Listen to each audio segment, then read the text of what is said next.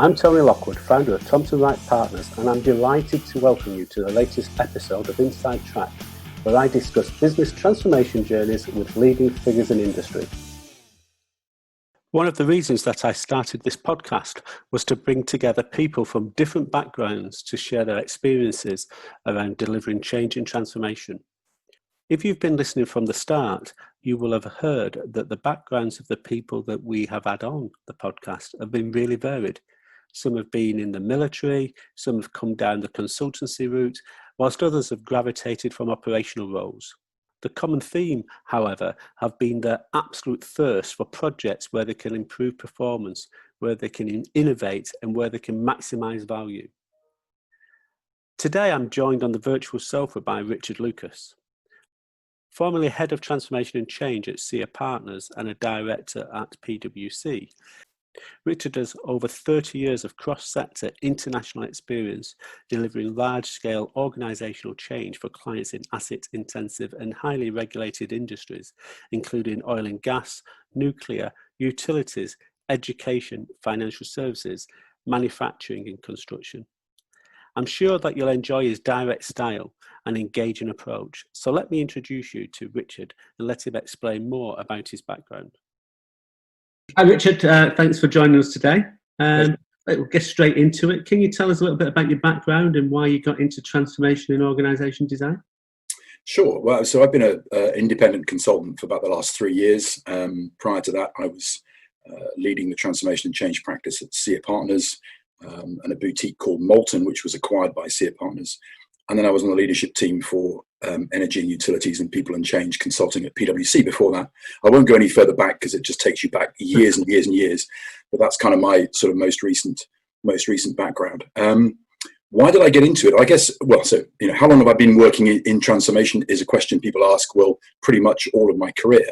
I guess if you go right back to being in the car industry in the 80s and 90s, then, in sort of manufacturing consulting in the 90s and then on into the kind of consulting experience that I've had, that I've just sort of talked about, pretty much everything that I've been involved with has been around performance improvement. It's been around change to some degree. So I suppose I've been in it for a while, and in fact most of my career. I don't think I've ever done a transactional role. I've been close to it on occasion, but I've kind of pulled back. And I think one of the things that excites me is this whole question of inquiry and engagement and a real kind of sense of purpose around how we're trying to change the way we do things and why. Yeah. So given that then, how would you define transformation? So I think, well, first of all, I think there's a lot of misuse of the word. I think, you don't have to look too far to see a lot of things labeled as transformation that are really no more than optimization of the way we do things today. And I think, making something slightly more efficient, making something, slightly quicker, in some ways is a little bit of a misuse of the word. I would say there are 3 things that constitute a transformation program. And I take this from some of the studies that have been done into some of the top transformation programs of the last decade. If you read, Harvard Business Review, if you look at the Harvard Inner Sight Group, done a lot of research in this. And, growth is one. So the outcome of anything that you're doing is significant growth in the business, a redesign of your core business to deliver products in a different way or different products into different markets, and breakthrough financial results. So a significant performance improvement of a nature that is turnaround or breakthrough. And you only have to look at some great examples of organizations that would kind of fit that bill. Amazon Web Services, Philips moving from electricals to healthcare, changing their core business completely. And the one that's kind of that I enjoy talking about the most is the Danish oil and gas company, which was moved from exclusively hydrocarbons to exclusively renewables and exclusively offshore wind. And they did that by hiring a guy from Lego to be the chief exec. And he transformed the organization repurposed it actually, and galvanized everybody behind a new purpose to be the biggest offshore player in wind, and they've succeeded, and the results speak for themselves. Now called Ørsted.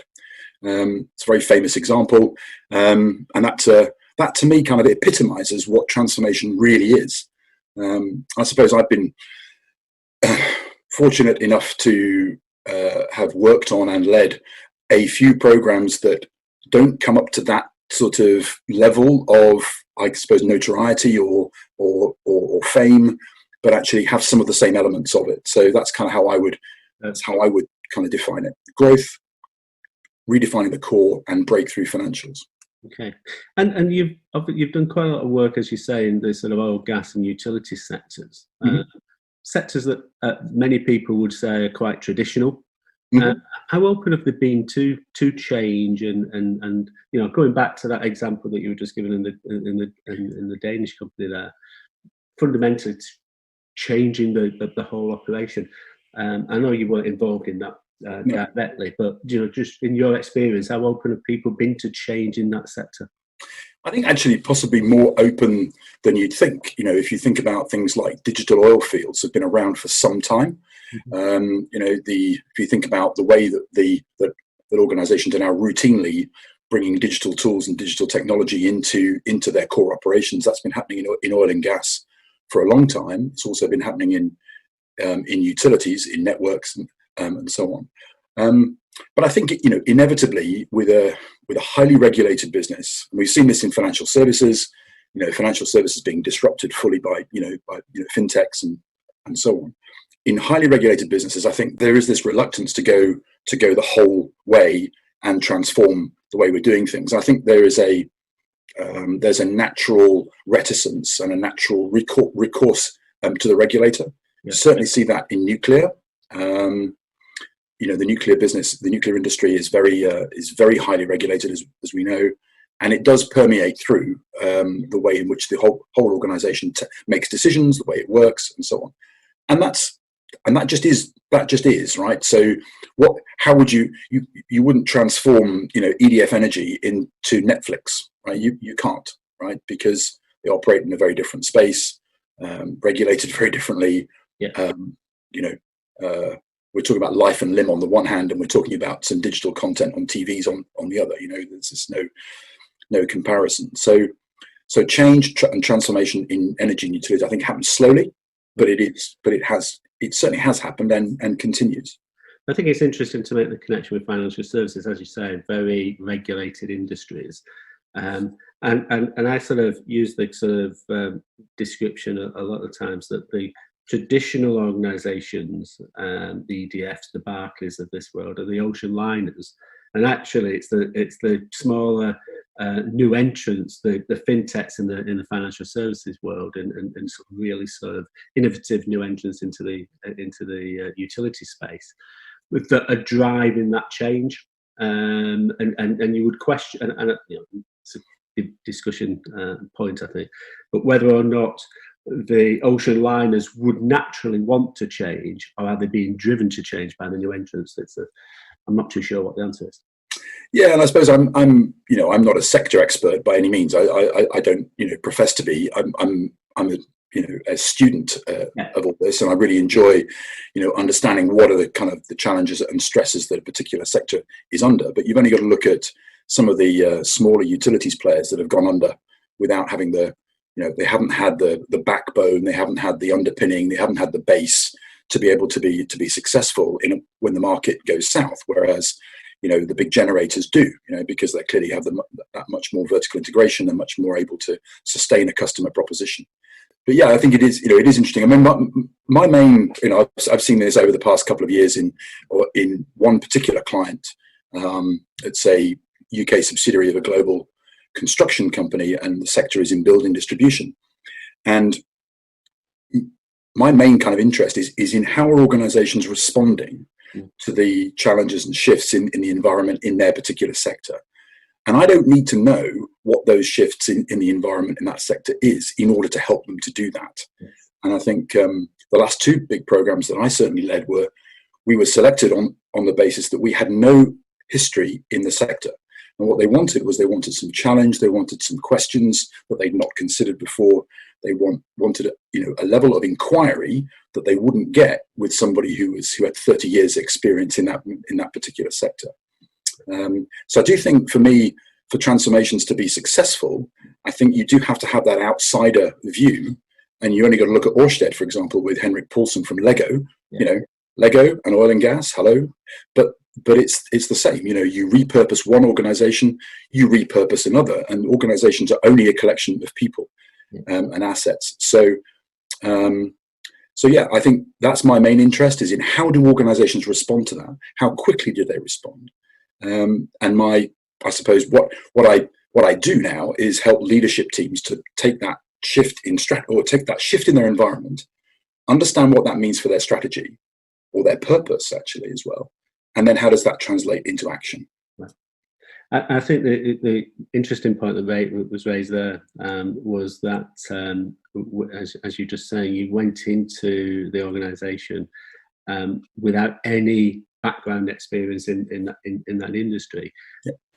But the strength of that was that you could do a real challenging review. And where I sort of ask all the numpty questions to get right down to the core issue very, very quickly. Yeah. Where if you've got lots of background experience, then maybe you wouldn't want to ask those really obvious questions, because it might show you up in a different light. Well, that's exactly right, Tony. And I think there's a really good example of that is the early stages of this particular program. What the organization wanted us to do was to come in and I suppose qualify their organizational plans and then do some process mapping to help them understand the interface between their new operations and the center. And actually, when you ask some searching questions around strategy, you realize that, well, actually, they don't know who their core customer is. Yeah. And we asked that question, right up front. So who is all this in service of, right? Tell us something about your customer base. And then who are your core customers? Mm. And they couldn't tell us. So I designed a process, a leadership alignment process with workshop heavy, but, with some very, sort of open and engaging kind of sessions that got people to talk about their past 20 years experience of different customers and so on and so forth. And, by the end of that day, I put a hypothesis up and said, well, I've got no experience in your sector. I've listened to you for a day. Here's what I think they are. What do you think? I may be wrong, but here's where I think you've got to. And there was a moment of, well, you're absolutely right. Well, I said, well, I'm not right. You're right, because you're the people who've come up with. I don't know many of these customers at all. I don't know who they are. I don't know what their buying habits are, and so on and so forth. But you have segmented your organization and your business now into these customer segments. Can anybody tell me the size of these markets? Well, that's about between 10 and 15 billion. That's about 4 to 5 billion. Okay, so why are you trying to run that 4 to 5 billion addressable market through the same operation that you're trying to address a 15 billion market, and the customers are entirely different as you've described them? One set of customers are small, agile. They need response. They need fast service. They need, and the others are high volume, low margin, etc., etc. So you're dealing with very different customer requirements, and you're trying to deliver on those very differently through the same operations, and one is getting in the way of the other, and that's the main cause of your complexity. I go, okay, yeah, well, we think that's right. Okay, so what's the answer? And you keep going through this process of inquiry and alignment until the leadership team goes, do you know what? That's actually the action that we now need to take. We now need to look very seriously at segmenting our business in the same way that our customers are segmented. And that was kind of, that took up the first two weeks. Yeah, but all too often that time, that investment is not made, and you're going down and you go down a path that is actually the wrong route to take. So why are we surprised that the destination that we arrive at isn't the right destination? Well, and investing that time up front, sometimes it's the people feel that it's wasted time, and we need to get into it because we've just got sign off and we're 6 weeks behind schedule anyway. Yeah. actually getting in and spending that time to really understand it is massively valuable. Well, so it's the first principle that I adopt in any program, and I won't do a program where I won't work with a client where that is not a possibility. So if we've already second guessed the answer, and if all we're doing is trying to implement a solution that you've pre-selected, then I'm not interested. Good luck, and I'm sure somebody will do that with you, but not me. So, what we did on this particular example, and we put in a series of leadership checkpoints. So every 6 weeks we had a full leadership workshop, about 25 of the extended team, and it was to make sure that we had we had a one-way valve going through the program. There was no going back. So once we made a decision, we then moved on to the next stage. So when we got to 16 weeks down the line, where we're iterating a detailed design with 200 people in the business, running through business scenario workshops and getting their full engagement in the whole process, we're not going back on the premise and the principles that we decided in the first 12 weeks. Crucial, absolutely crucial. And that's a kind of a second point for me that people often miss is, and again, the most successful programs that I've ever done have been with full engagement of the people who are involved and engaged in the process. First of all, you're helping. They help you to understand how things work, but people protect what they build, right? People are proud of a design that they are engaged with and they come up with. So I think the art of the consultant in this is not to give people the answer. The art is to help people get to an answer that makes sense and aligns with the principles that you've agreed with the leadership group, so that you've got this kind of golden thread of I suppose congruence going through the program. But it's vital, because once you start to implement, if you've got a group of 200 people who are ambassadors for this, and they are saying, we've designed this, we think this is right, people will get behind that. They'll rally behind that flag and feel that it's not being done to them, but that their own people are recommending this and leading the charge. Yeah, I think, like you say, they've got ownership then, haven't they? And once you've got ownership of something, you're much more likely to go with it. But sorry, Tony.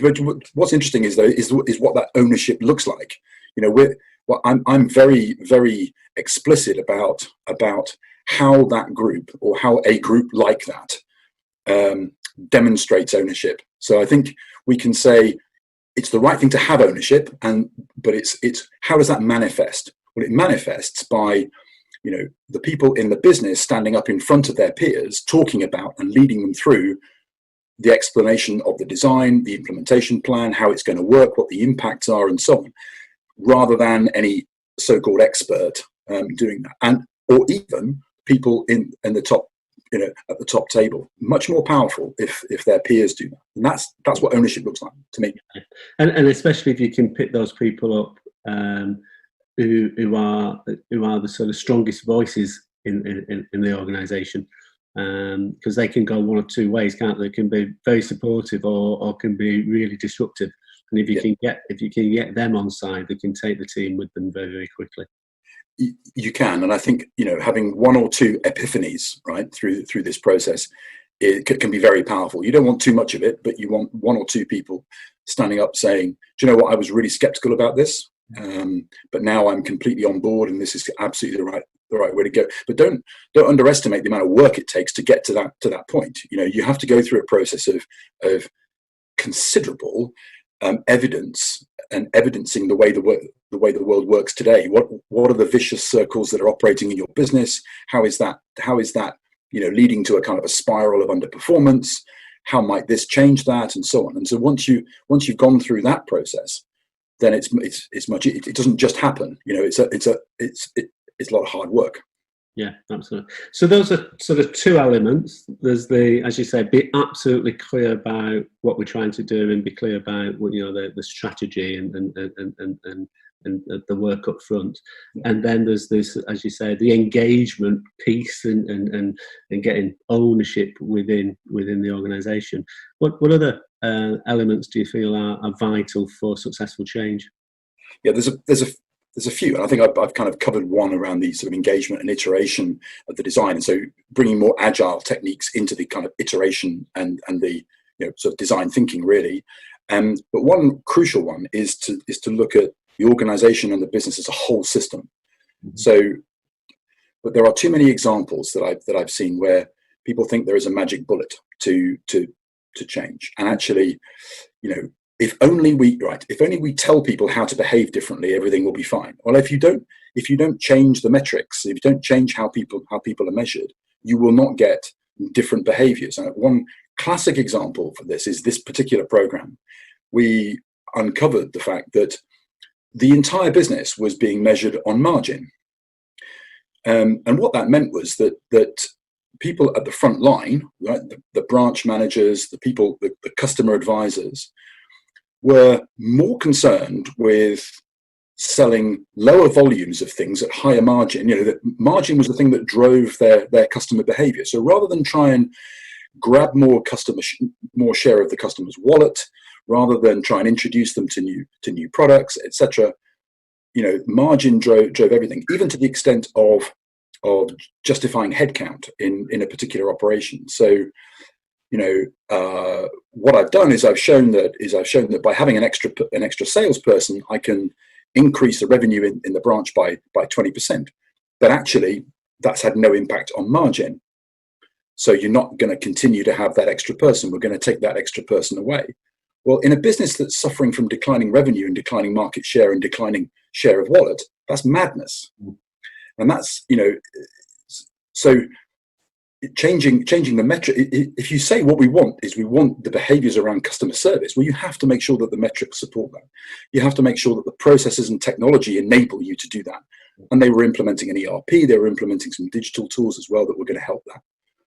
And you have to make sure the organization and accountability supports that as well, so that people feel empowered in their role. Their roles are meaningful and they feel empowered to do that. So we kind of took a whole system approach to this. Once strategy was understood, once we understood the direction that the firm was going into, then each element, we had to examine each element. Yeah, I was going to say, and presumably now that you had helped them to understand that there was at least two different customer segments, they could have a slightly different approach potentially. Well, to a significantly different approach, actually. Significant. I mean, this was, I suppose, the leap was that actually what you're looking at doing is creating a different business. Right. So you have to, because this business operates in, where supply chain is the most important thing, right? So ensuring on time, in full delivery, the whole way you control warehousing and distribution and your transport network and everything else, and your contracts, your commercial side is completely different because you're dealing with national contractors and big, public sector organizations and so on. Whereas the other side of the business was small builders, trade, retail, in some cases retail as well. Very different set of measures, very different. And we went through a process of doing this with the leadership team, of saying, look, let's think about a number of different aspects to a business, and let's see whether those aspects show up in each of these. If you were to imagine these businesses as different businesses, what would be, how would they score on a sort of a range of 1 to 5 in each of these areas? And very quickly you realize that almost every single facet of the business is different. Yeah. And so you then say, well, okay, what's the logical conclusion here? What do you conclude? Yeah. Because you can't conclude that you're going to continue to do it the way you do it. Yeah.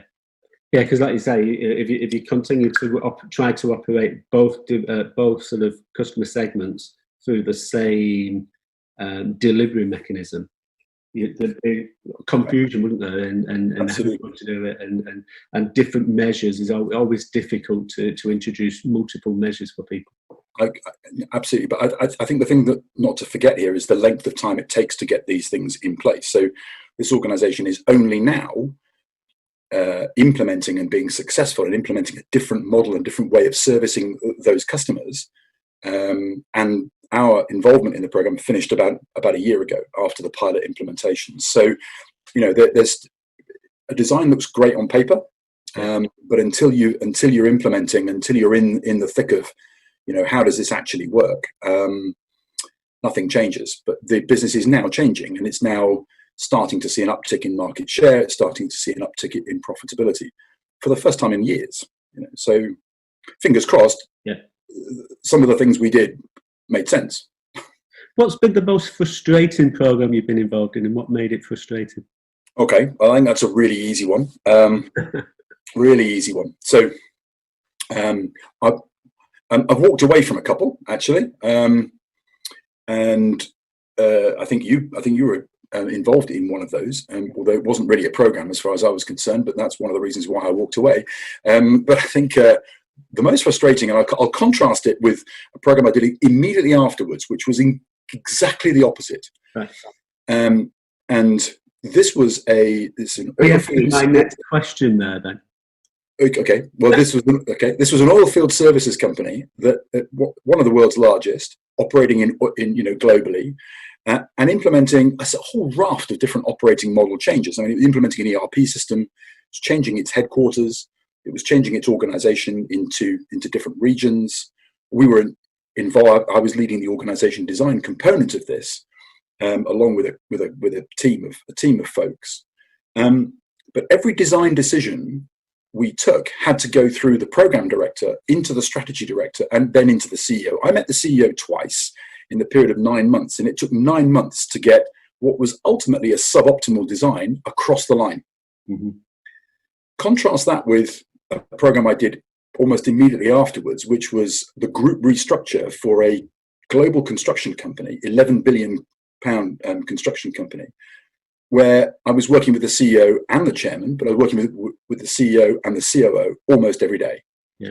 3 months from start to finish in terms of design, announced to the market, and then implementation underway. Completely, and that for me is the frustration. So you have to have, in these kinds of programs, the sponsorship and the engagement of the person at the top of the organization has to be there, and the program has to have access. And if you put too many things in the way, you end up with a significant compromise and a slowdown. Yeah. So that's how I would contrast that. Yeah, I think that the one that we were both involved in, and there was too many moving parts, wasn't there? And too many relatively significant programs all trying to vie for number one position and prioritization and stuff, and there wasn't I don't think, a clear enough direction in terms of how things were moving forward. And Tony, I would characterize it as a change program. I think, what that business was trying to do was to implement a number of changes, some of them regulatory, some of them, business, some of them organizational. But I don't think anything that was being done was transformational. No. And I think that's the sort of frustration, and there is a risk when you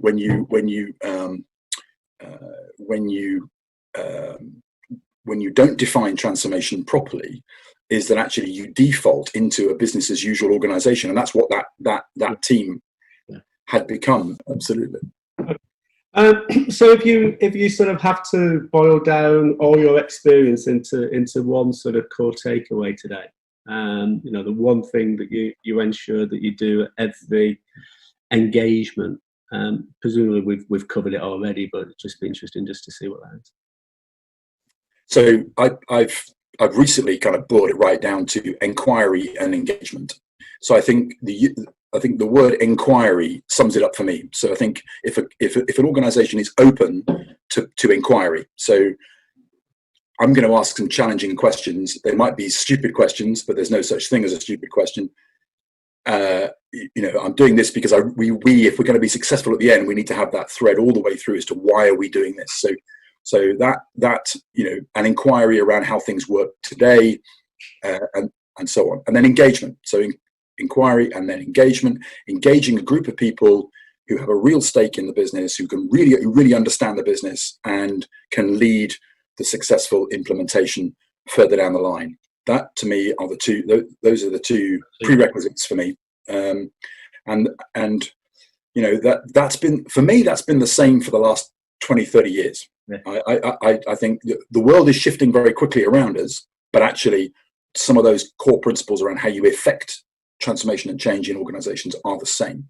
Going back to what you were saying earlier, I think if the organisation isn't open to those two things, especially the inquiry, presumably that's part of your decision making. Do I want to stay engaged or not? Yeah, qualify in or out. I think that's right, because there are so many things that lead from that. You can tell a level of ambition. You know, this program we were talking about just now, that you and I were involved with, the level of ambition for me just wasn't there. There was no sense of this is a breakthrough program that we're trying to put in place here, and that came through inquiry, asking questions about it. But ultimately, yeah, that's it. I would use that as a kind of a very quick qualifying or out. Yeah, great. Well, thanks a lot. We do occasionally get questions. Are you happy for me to collate and send them over? Yep, happy to do that. Yep, happy to do that. Thank you, Richard. As entertaining as ever. I'm sure that you'll be able to pick up a few nuggets from today's show. Let me know how you get on applying them in your environment. We have recently launched the Transformation Leaders Hub. This is a peer-to-peer network for change and transformation leaders to meet, share experiences, collaborate and support each other to uncover new career opportunities. One of the core principles of the Hub is to actively engage and support the community through events, networking and opening up the group direct to prospective employers so that they can engage directly with you, a real game changer. So as a change and transformation professional, why not join and get involved? It's free to join our Silver Club, so you simply have nothing to lose. See you in the clubhouse.